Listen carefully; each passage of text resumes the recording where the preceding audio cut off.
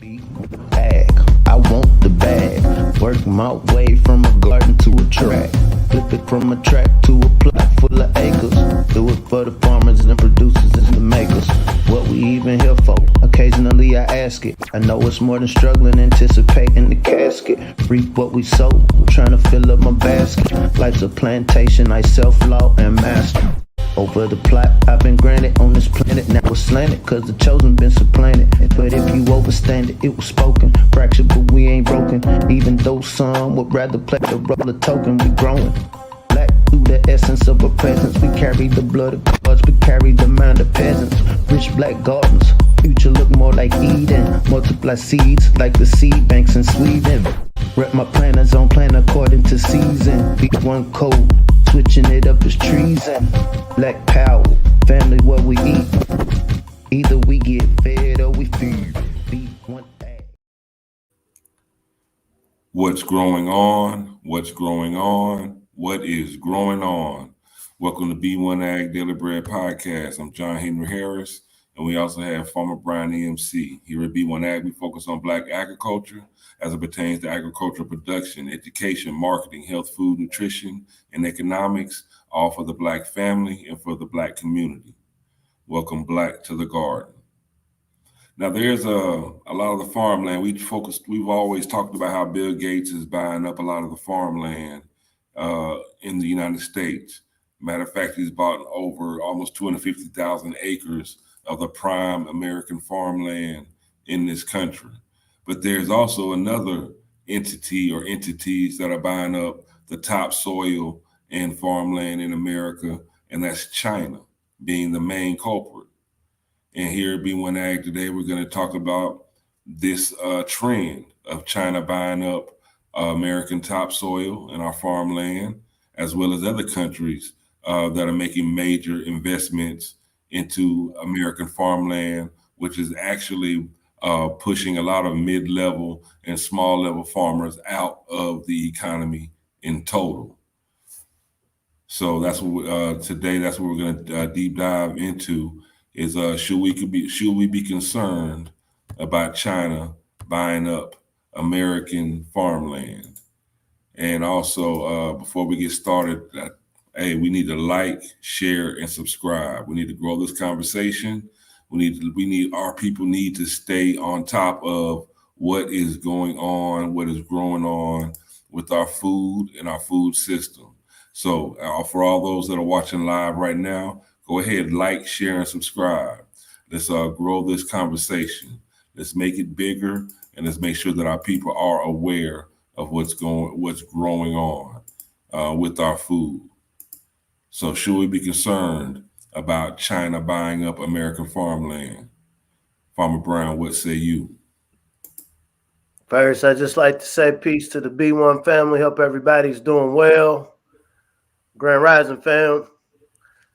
So, bro, what if you went to go visit your grandmother, your grandfather? You went to visit the house and you saw somebody in there from another neighborhood renting out or selling their furniture, renting out your grandmother's room, the sacred room where all your family used to gather, lay up under grandmother, during holidays. Somebody's renting out the kitchen to somebody else in another neighborhood. How would that make you feel? When we have this B1 conversation, we really try to focus our conversation around how all of these dynamics affect the melanated family, not just on the social level, but specifically our food system. Obviously, to get food, you have to produce it. To produce the food, you need land to produce it. For many of us, this is our home. This is grandmother's house. This is great-great-great-great-great-great-great-grandmother's house. And so what we see is this dynamic of the land getting sold to other people. Here at B1AG, we're not here to disparage anybody in this grand monopoly game of world domination. I think everybody is going to, what is it? The first law is self-preservation. And so as we have this conversation, we want to frame it around what is the best way for us to preserve ourselves, not just as primary stakeholders in this land, but as a group of people that want to survive and thrive in the decades and centuries to come. So I look forward to deep diving into this conversation. Now, one article I want to reference is Politico Politico.com. They have an article saying that China is buying up American farms and Washington wants to crack down. This is actually one of the few items where they're getting bipartisan support. Both Democrats and Republicans are pushing for the country to stop allowing foreign nationals to purchase American farm operations, but more importantly, they're receiving taxpayer subsidies while doing so.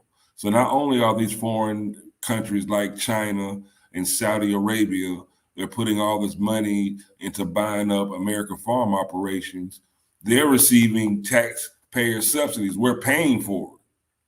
We're actually financing it to a certain extent.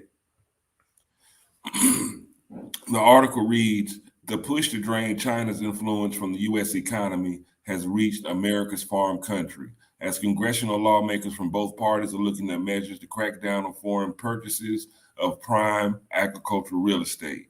House lawmakers recently advanced legislation to that effect, warning that China's presence in the American food system poses a national security risk. And key Senate lawmakers have already shown interest in efforts to keep American farms in American hands. You ever watch Scooby-Doo Red Herring? So this is an issue. We know China owns 5 of the major ports, specifically on the West Coast, right? And I think this is also a learning lesson for the B1 family. What are the things that China is doing to gain this dominance right around the world? And it's really inserting themselves into the food system, specifically through the distribution networks. Like I said, this will be the ports, and then buying up the farmland. But when we think about this concept of red herring, and so Canadian investors hold the largest share of American farmland. We know there's 900 million acres total of American farmland. And I'm glad you put this up. Melanated families are losing 30,000 acres a year, while at the same time, Canadian investors hold the largest share at 29%, with the Netherlands, Italy, Germany, and the United Kingdom collectively owning another 33%. The remaining 38% is held by entities from almost 100 other countries. I encourage the family to fact check us. You know, we're not Chicken Little saying the sky's falling. This just is what it is. Like I said, when you value something, you tend to protect it. One of the reasons we try to advocate for really supporting Black farmers, figuring out how we can reassert ourselves in this industry, because agriculture is dependent upon land. Land is obviously the main component of any sort of agricultural operation. We do promote being able to grow in urban areas through urban gardening. This is why we do the How You Grow Your Own healthyblackfood.com. But when we look at the broader landscape of agriculture, what happens when all the land is bought? Like you said at the beginning, bro. Okay, so you have people like Bill Gates. I guess on his passport, he does have American. And so, yeah, you know, I'm going to buy 260 some thousand acres of prime farmland because I'm American. But then we have that discussion about, okay, now what are you trying to do with this? Are you trying to spray it with a special sauce? And so I think these are conversations we really need to have, not just for the sake of, just a conversation, but what are the action items we can take behind this? Just reiterating the statistic you just put up. And so we know every year melanated families are losing 30,000 acres a year. And so we have to look at this trend. This neighbor from another neighborhood is coming in buying more stake of grandmother's house, of grandfather's house that they worked hard for. They sweat for. They didn't get the same help that everybody else got to build that house. Yet every year they're losing 30,000, we'll say inches if you want to put it in the scale of a house. They're losing 30,000 inches a year, whereas you got these, we'll say economic colonizers coming in, gaining more, buying more. And so as a melanated family, how bad do we want to protect grandmother's house? And for me, more importantly, how bad do you want to eat? How bad do you want to have control of what you can eat? And how bad do you want to control the amount you're able to eat? Because the more and more people, as our food system is getting dispersed by countries all over the world, and again, self-preservation is the law. Do you think that they're going to be just over generous about making sure that we have something to eat too? China's stake in a $1 trillion industry in North America. Let's put this into perspective here. You don't have to be a mathematician to understand this. By the start of 2020, China owners controlled about 192,000 agricultural acres in the U.S., worth $1.9 billion. And this is land used for farming, ranching, and forestry. This is from the USDA. Fact check us. I wish we was wrong. In this same time span, so black sales in agriculture represented 0.2% of this $1 trillion industry. Melanated farmers only operated 0.4% of U.S. farmland. Meaning if I'm operating, it means I'm generating revenue, but the revenue being generated is literally 0.2%. And so, when we're talking about this thing of land protecting grandmother's house, it's one thing, the legacy of, hey, we want to keep this within our family, within our lineage, within our tribe, but then we understand that there's a value here. There's an intrinsic value in this home, whether you're looking at the legacy aspect of it or the fiat. When we think about being able to,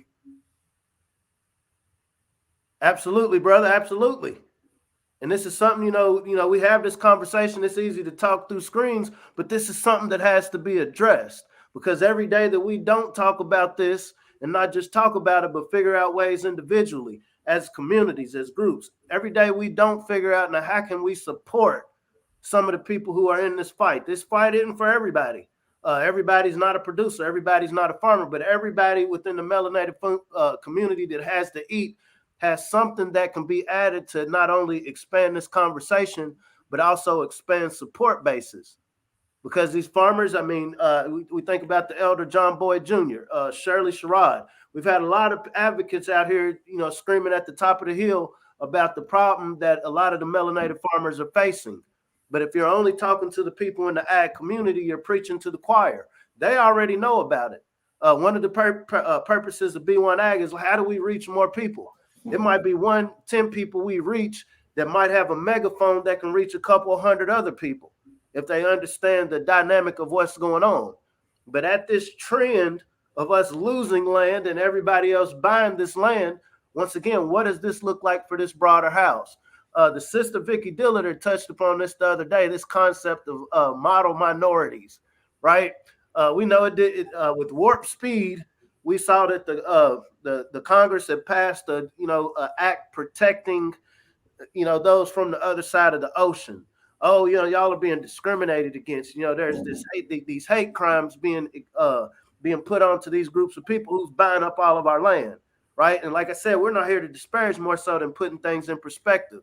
But then the sister Vicky Dillard was talking about, it was a brothel run by this model minority group. Here in Kentucky, where I'm at right now, literally just as we were preparing for the show, there was an article that came up. There was a supermarket. It was a Hispanic supermarket. That's something else we've talked about here at B1AG. How do we make sure we have supermarkets and venues for our producers to sell their food? And so they found that this supermarket had been storing fentanyl in produce boxes that had been shipped on trucks from below the border. And so once again, what people got going on, that's what they have going on. But these are the model minorities that we're told y'all ain't doing good enough. Y'all, even though y'all built the wealth of this land, even though your ancestors earned every brick of that house that's getting sold away, y'all aren't the model minorities. Y'all need to be better. Y'all need to be like the people who got these brothels. Y'all need to be like the people whose your taxpayer dollars are, giving them tax incentives to come take pieces of grandmother's house. So saying that to say, how do we learn from what we see going on around us? We see that there is definitely it is incentivized for people to seize upon the networks, how people receive food, whether we're talking about the land, whether we're talking about the ports where you're receiving the imported food from, whether you're talking about the stores where the food is distributed from. When we think about seeds and seed banks, and so we know the large farmland owner, Billy Goat Gates, they invested $8 million in a seed bank in Sweden. That wasn't an $8 million seed bank here in what we call Turtle Island, North America. So once again, how do we learn from what these people have going on and apply it to a melanated community for a codified, localized food system? that is sourced by the melanated farmers who aren't getting help, who aren't getting debt relief, who aren't allowed into your Krogers and Costco's and Whole Foods.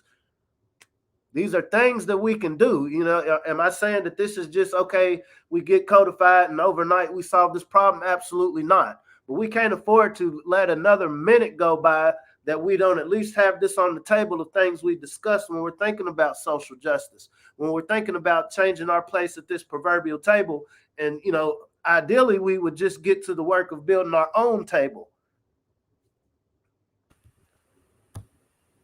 Well, one thing we have definitely seen is that social justice and food security, they go hand in hand. And even the USDA and these other major, food organizations, they understand and are promoting small scale, localized food production. And that equals the food security. Now, we have to look towards, cities like Detroit, Chicago, where urban farming is becoming a catalyst for not only food production and food security, but also for urban renewal. So conventional farmland, we're losing land, other countries are buying land. So urban farming is a practical answer to mitigate this problem of these countries buying up American farmland and topsoil. What does that look like, John Henry? What does that look like? Well, let me show you some pictures of exactly what urban farming looks like. Using rooftops, growing on rooftops of these buildings. This is going to have to become more prevalent across this country in our major cities. We don't have a lot of land necessarily to grow food with. They're buying it all up. We don't have a lot of access. So we need to use what we have. That is a power that our people have always had, making the most out of the least. And not only just making the most out of the least, we do it so well that the other people have to copy it. It's like, dang, that's a great idea. Even the food program that was started by the Black Panthers was adopted by, the school systems across this country. We have to be innovative, use what little we have to produce what we need, and that's food security. Here's another picture, all these vacant lots and dilapidated areas that we live in. Hey, make them green spaces. Put in your high tunnels, your greenhouses. Grow food right there in the middle of the hood. That's where the people that need the food, that's where they are. They're in these urban sprawls, these areas that are in decline. We can bring it back with agriculture. This is what small scale localized food production looks like. Putting up your high tunnels, your caterpillar tunnels, to where you can grow year round in the hood, in the city. Because conventional farming, it's just becoming less and less accessible to our people for conventional farming. And then the farmers that we do have that do have a lot of land and are practicing commercial farming in a conventional way, they're still being locked out of these large subsidies and contracts. All I'm saying is if we don't want to starve, we're going to have to grow our food.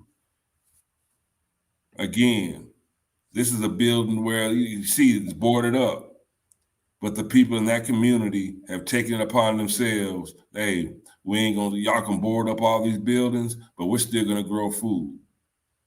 And as a side caveat to urban farming, did y'all know, there's a thing called eminent domain. And this is where your local city or state can come and actually take your property by claiming eminent domain, saying that they need this property for the greater good. However, what spaces are protected from eminent domain? Spaces that grow food. So this land grab that is that's happening against our people and the land that we do own can easily be mitigated simply by growing food on. They can't come take it.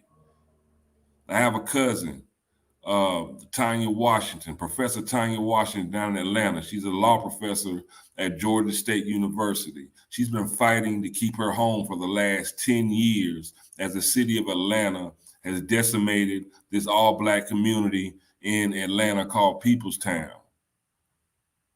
You know, they've taken all the homes except for 2. And that's my cousin's home, and then there's another family there. They're the only 2 homes in this original community, it's a Black community left. And they took the homes using eminent domain, saying that it was a flood risk. However, if it was such a flood risk, it didn't stop them from gentrifying that area and moving in people of other colors. And now even the Atlanta Falcons, they want the land, you know, to build facilities on it. But they took it from the people that own it. Building your own food system, growing in urban areas is going to be a way that we can feed ourselves, preserve whatever we have left, and again, thrive into the future and not just survive. Because when it comes to conventional farming, the way they're doing things, China's a superpower. They are right now the number one superpower in this world, and they're buying everything up. Bruh, the whole reason we were doing our research, figuring out what we wanted to talk about today. So when we talk about urban gardening, this is how deep the rabbit hole goes, family. So obviously, to do an urban garden, if you're in an apartment complex or an area where you have distressed properties, you need to bring soil in, right? Either you're going to create your own potting soil, or you're going to have to bring some good fertile topsoil in. China is buying up this land. Chinese are stripping U.S. topsoil for export, meaning I'm going to buy this farmland from y'all just so I can strip it of the nutritious topsoil to send to China, because we know 40% of China's agricultural land has been stripped. It's been overused. Why was it overused? Because they've been selling to everybody else around the world. Business. Once again, this grand game of monopoly. And so instead of us, going local, instead of us, using more sustainable practice, no, us as China, because we see the powers that shouldn't be in North America are willing to sell every bit of the granny's house to anybody that's going to buy it. And so they're getting this land literally to not only grow their own food on it, but also to export the topsoil. Did you know that the U.S. actually imports soil? Because we're selling away our good soil, we're importing lesser quality soil. U.S. farmers imported 27,400,000 metric tons of lesser grade topsoil from Canada and Central America. This was in 2019. And so if we understand this concept of, okay, there's obviously a higher strain on this food system, and we think of shipping disruptions, this dynamic has only increased where there's a bigger demand for this topsoil, right? And so once again, okay, we want to grow in urban areas. This is why when we have this conversation, okay, maybe everybody's not a green thumb, but maybe you're able to go in with a group of people to make sure you're protecting the area. Just like you're saying, as a way of fighting gentrification. Okay, we're growing food here. Well, what do we need to grow food here? We're going to need some topsoil. So maybe we're working with a group of people who just came together, cooperatively bought some space. Same way China, follow the money. What is the money doing? They're buying space to utilize the natural resources from that space. Maybe we use a percentage of it out here in the rural area. Maybe we work with some of the people with CDLs and got access to trucks to import some of this topsoil in the cities, the urban areas where it's needed to grow. Well, we're supplementing people's diets. We minimize the distance from having to ship produce or meat from the rural area to the city. These are conversations we're going to have because we see entities around the world are already, they're carving up. They've already carved up. I don't know if you ever saw that image of Africa. It was an old image, but it showed the Belgians and all the different ethnicities cutting Africa up. That same image exists today. When we think about who has voice, when we think about legislation, when we think about, okay, we want to get some laws passed in our favor.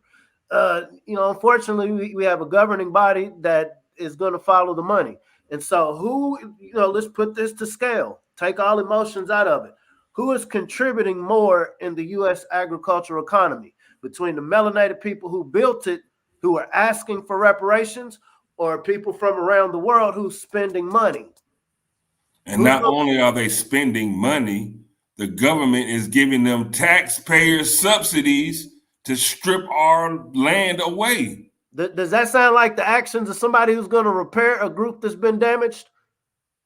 Like at what point in this relationship does it turn into, okay, I've stripped everything away, I've sold everything, now I'll give you reparations?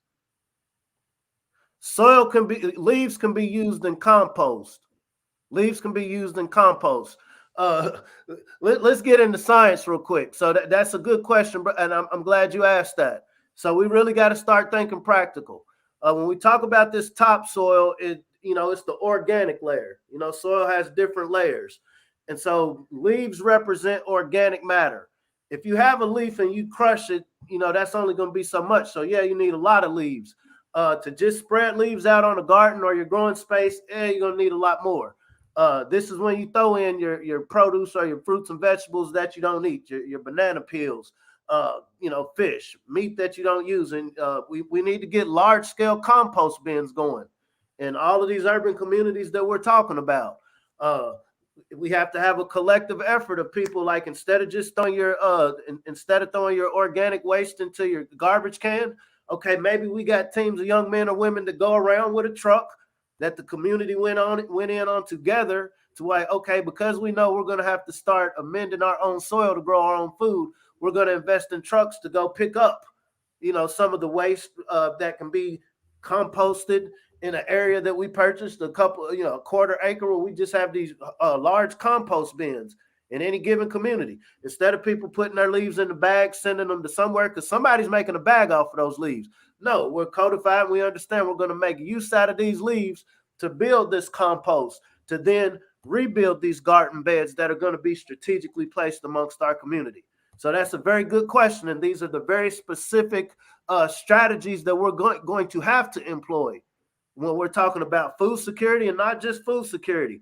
I tend to believe that once the melanated mind gets a minimal context to how deep this rabbit hole goes into how food is produced and where it and the power it has and what kind of power you have, to that degree we master it. We become the LeBron James of food production. We become the LeBron James of localized food production.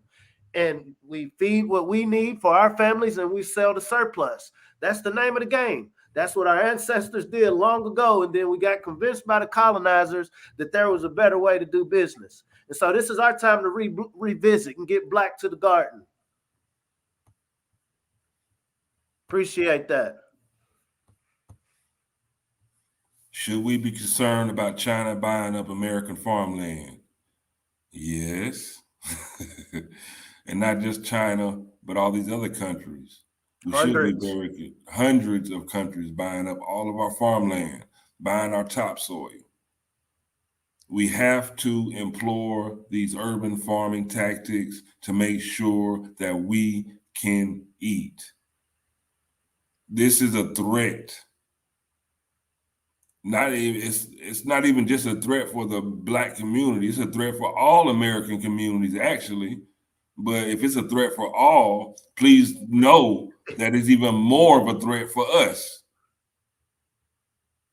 And we're not paying attention to it.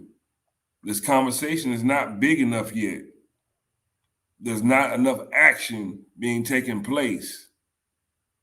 We need to reassert ourselves into this ag space, into this agricultural space, into that whole industry. Because nobody's going to feed us or be concerned about feeding us except us. If you know of a Black farmer, get to know one. Get to know them better. Find out ways you can help them out. Find out how you can get involved. I'm going to put in the chat, in the live chat, for those watching live, I'm going to put the link to, to help you get started on trying to find a Black farmer near you. I'm going to put that link in the chat, y'all, just to help you get started.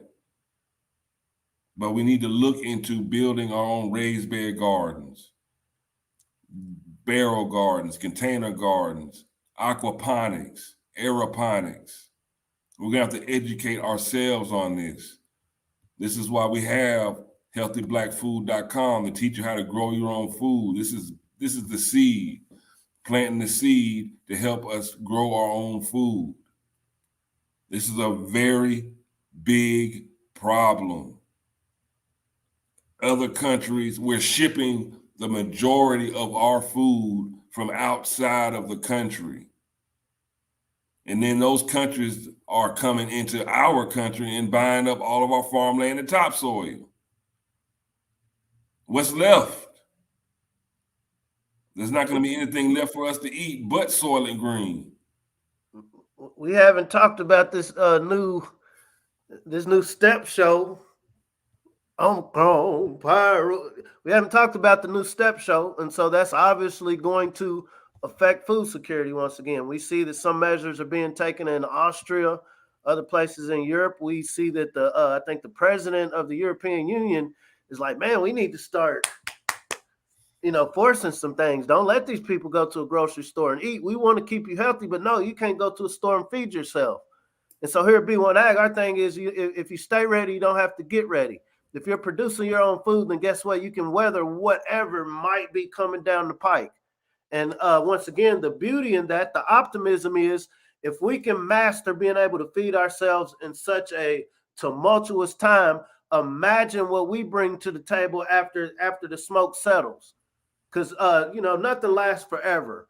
I hope the melanated family isn't being, there's this magic going on. There's this magic going on, putting people in this scared mindset.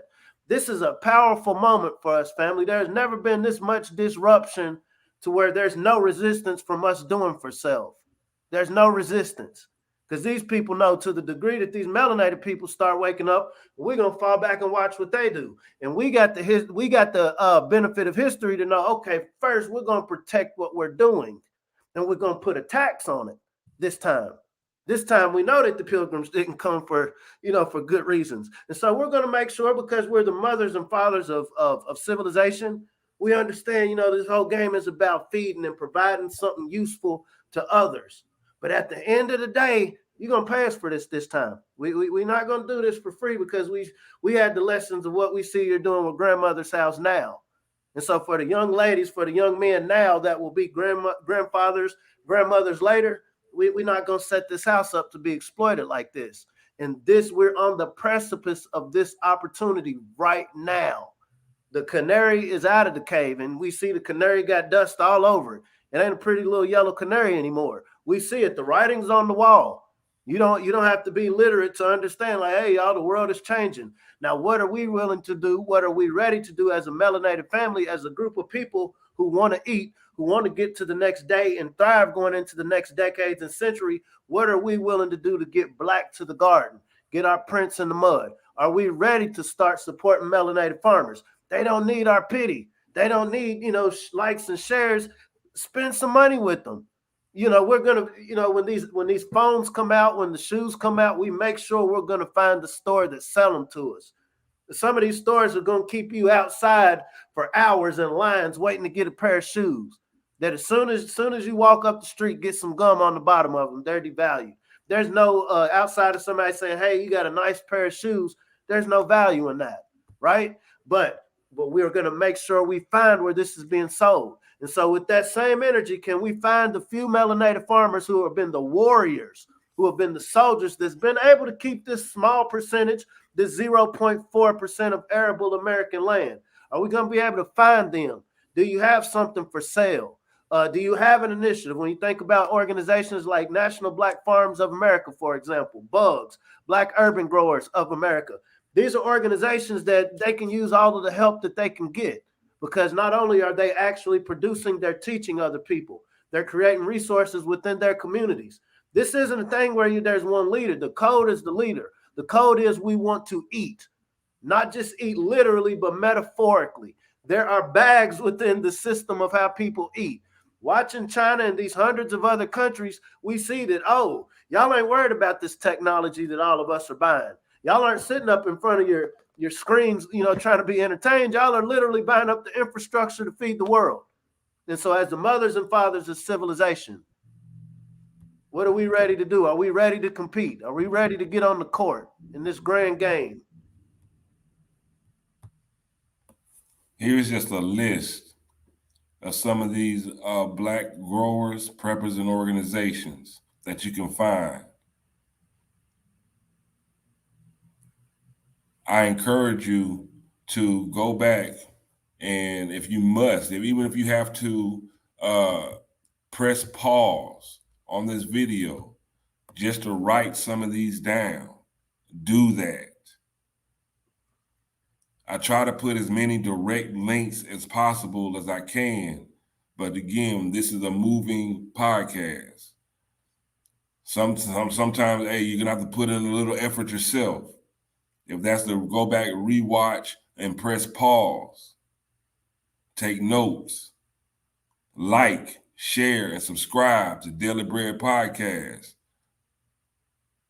B1AG Daily Bread Podcast on YouTube. Subscribe. Share it. Let's grow this conversation. We must stay in a growth mind state. There's a lot at stake.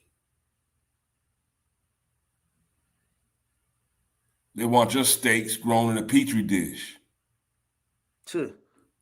By self-replicating robots. I don't know if you saw that news story. We'll touch on that another time. I know some of the family saw this news story. So there's these self-replicating robots. Dr. Boyce the other day was just talking about how there was a mathematic strategy put into why we're even having this discussion today. And slavery didn't end, this concept of slavery didn't end because there was suddenly this epiphany like, hey, this is a bad way to do business with these melanated people. It wasn't because of that. There was a more technologically advanced way to do it to where we don't need this labor no more. So before I get in reparations, I'll bring somebody else in from somewhere else. Before I get in reparations, let me come up with some new equipment. It don't matter how much land and resources I got to destroy to build this new equipment. Let's get these melanated people out here because we know once the melanated LeBron wakes up, we know what it means in the game. And so now the next move, like I said, I encourage the family to look this up, self-replicating robots. That sounds very sustainable. That sounds very righteous, right? The writing's on the wall. Peace, sister, peace. Hope everything's going well with you. Of course, they're not sending alerts, but we believe that the people who need to hear it will hear it when it's time to hear it. B1AG, we're a trumpet. We're blowing the trumpet. We're not the only voice. There are a lot of voices out here doing this, and everybody's voice matters, whether you're doing it from a screen, whether you're doing it in your community. There was a brother that reached out yesterday, and I mean, it warmed our heart, brother Nathaniel Lockridge. I don't know if he's on here. He's in Texas, and he was like, man, we played a podcast. Now, everybody I work with, all of us are, codified around we're going to do gardens this year. And this is what this is about, this golden spiral, exponential growth. And everything starts with the seed because we all have power wherever we're at, whether I'm in an apartment, a duplex, whether I'm in a rural area, whether I'm in the suburbs, wherever I'm at, I can make use of the resources that I have available to me. The shadow ban is real. The shadow ban is real. But once again, that is this concept of the canary in the cave. That is the canary in the cave. We will be reminded of everything ratchet. We will be reminded of everything that distracts us from this grand game of feeding the world. We know that we have an ancestral genetic advantage when it comes to feeding the world. And we have the experience of the past to let us know we need to put a tax on it this time. Put some respect on the name, put some respect on the game. And speaking of that canary in the cave, that canary in the cave, that's about that canary supposed to, send an alert. Again, we state that the B1AG Daily Bread Podcast, we're blowing this trumpet for food security. Now, that canary in the cave, it's chirping. Chirp, chirp, chirp, chirp, chirp. We're chirping. But it seems like, do you want to wait until that canary falls dead before you pay attention? Do you want to wait until the canary falls dead to pay attention? pay attention and heed. Let's take heed to what's going on. Supply chain disruptions, food shortages, less food, less just products, period, available on your shelves. There's something going on. That bird is chirping. The bird is chirping. Let's stay ahead of the curve, y'all. Let's get these seeds in the ground. Now, yesterday, now. Let's not wait until the stores are completely closed. Let's not wait until they like, well, all the stores are closed. You have to go to these FEMA camps. And we don't have any kind of emergency preparedness teams, CERT teams, available that are protecting our best interests. We got to do some things for us, y'all. Nobody's going to save us. They're not going to save us. Sister, I saw a comment. They're putting up cardboard images to cover up the empty spaces on these shelves. This was a story that came out last week. It was actually a national story. But literally, they're in stores now. Okay, we can't fill this space, so we'll just put up some cardboard boxes because we don't want people panic buying. Either it's because they don't want the customers panic buying or you got something to hide. But you can't hide a plant growing out of the ground. You can't hide a plant growing out of your containers. And we control that. We have power to do that. We have the power in our hands, absolutely. And we know those are between 25 to 40 days you can harvest them. Going into what they keep telling us is this dark winter is being resourceful. We know we eat. And so are we putting energy into creating what it is we eat?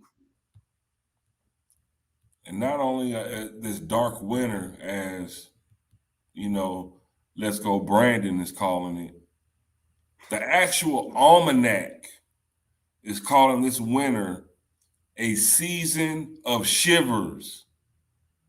This is supposed to be a prolonged, pretty rough winter.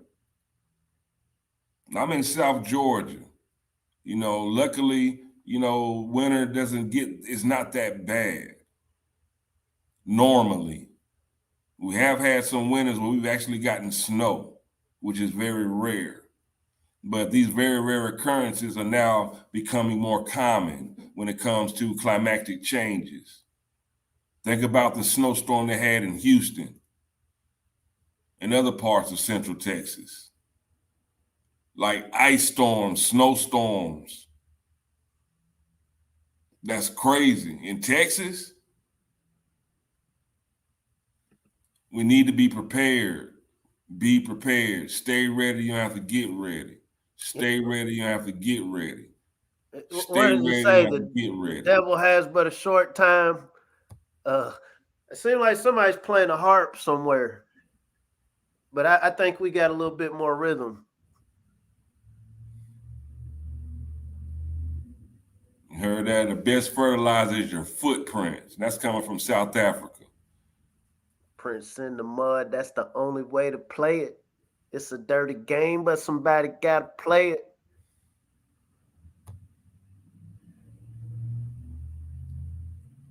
Cherry wallflowers getting ready. Getting their greenhouse up. Controlling the environment. We know there's a value in controlling the environment.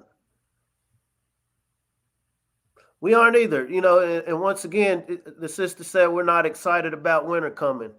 It's not an excitement. It's the same way as an athlete. Like, man, I know the season's coming up, and that means I got to get off the beaches and I got to get back in the gym.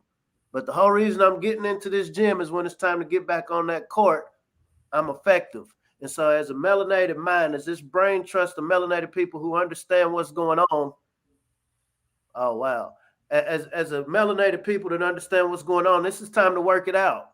This is time to work it out. This winter should be a wake-up call for us. We saw what happened in Houston. Like bro is saying, we're seeing all sorts of changes in the weather. And so, you don't have to be a fortune teller or a soothsayer to see that, okay, things are changing. And so, once again, this gives us an excuse to change the way we're looking at it. change our approach. Now, do I go into uncertain times asking people who don't have a clue themselves how to get through these uncertain times, or am I going to codify with like-minded individuals who understand, okay, there's something we can do about this? Setting up a greenhouse, setting up our containers, storing our seeds, making sure we're stocking up on all the information possible, just in case the grid goes down. The sister said Edison power. I keep hearing murmurings of power going down as well. That could be man-made. I'm seeing stories about meteorites hitting. Who knows what it is? But what we do know is things can drastically change. And whatever this change is, we know that we have to eat. And we know that the power is in our hands to at least be able to feed ourselves, if nothing else. Everything else, okay, we've eaten, we've kept ourselves healthy, we've protected one another. Now, we know the spring will come. If the spring don't come, then there's no use of us talking about it. But I think for the millions of years that Tierra Madre has been here, the spring is always going to come. And so are we preparing? What do they say? Study the ant. The ant is constantly in the motion of preparing. So come wintertime, I'm cool. The squirrel, I got my nuts, I'm cool. So whatever happens outside, I've done my due diligence. I was on code. If you want information about how you can help get prepared, hit us up at B1AG@gmail.com. We're very responsive. We'll distribute whatever information that we can to help you make sure that you are prepared for not only this winter, but also the ensuing spring, that we are having faith and just confidence that will come, because we have to get to growing. We have to grow. Sister said she's planning her romaine and extra collards. She's getting prepared. We all need to get prepared. And also, we also need to like, share, and subscribe to push this algorithm. Because here at B1AG, we're going to continue pushing this black algorithm to fight against this algorithm. They don't want us to talk about being food secure. They don't want us to talk about feeding ourselves. They don't want us to talk about being self-sufficient. But we're going to talk about it. And that's our mission, and that's what we're going to continue to do. Push this black algorithm. Pushing the black algorithm. Ancestors, they mastered the systems. We raising your bosses, no victims. Planting that knowledge curriculum. Blessing the boots with the nutrients. The darker the berry, like Nubian. Dropping receipts like I'm Julian. The streets with that food like Peruvian. Trapping the merchant, the fruits and the veggies. CSA boxes, my package is heavy. Ship across town in the bed of my Chevy. Printing them up, growing hard for that baby. If you stay ready, you ain't gotta scramble. Bet on black farmers and growers, no gamble. Reclaiming our pain, cause the game is in shambles. Blessed with that melanin, carry the miracle. Mothers and fathers of civilization. Black to the garden with food cultivation. Building back better through black innovation. B1 community growing the nation. Genetically designed to be the dopest. Stoking that growth mindset. Codified, now we focus. Farming on track on track. Feed the fam, break bread with them. Pushing that B1 algorithm. Now watch me get them. Pushing that B1 algorithm. Feed the fam, break bread with them. Pushing that B1 algorithm. Watch me get them. Pushing that B1 algorithm.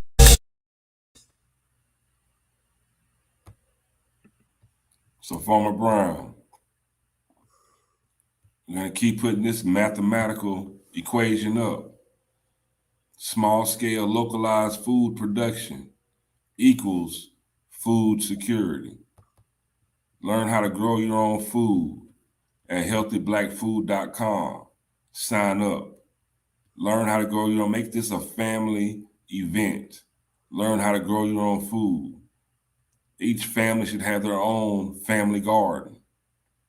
Each community should have their own community gardens outside of their family gardens. And then hopefully between each family and communities, they're making alliances and cooperatives so they can grow and trade food. This is how you make sure that your food's secure. This is how you make sure that no matter what's going on, we all have a seat at this table that we all built. And at the end of the day, if you really want to know something, what do the people need to do, Farmer Brown? If you really want to know something, context is everything. We have not had an opportunity like this in centuries. My kids, they know how to they do things when they see that we're busy. When they see mom and dad busy with something, trying to figure something out, there's a mess in the house. That's when they seize upon the moment. Right now, this is our moment. These other people are busy. And we see that their busyness isn't going to equate to feeding melanated families. And so if you really want to know something, let's learn how to grow something. Let's stay in that growth mindset, people. Let's go into this weekend. Again, I always like to go, when I leave my house, whether I leave my house physically or virtually, I like to do so in love. Let's do that. Even in getting prepared, let's get ourselves prepared in love. We don't need to do it in anger. We need to do it in love for ourselves, love for our families, and love for our communities to make sure that we all can eat. I'm John Henry Harris. We have Farmer Brown, the MC. Let's keep growing. Until next time, this is B1AG Daily Bread Podcast. Like, share, subscribe, and we'll see you next time. See you soon. Peace.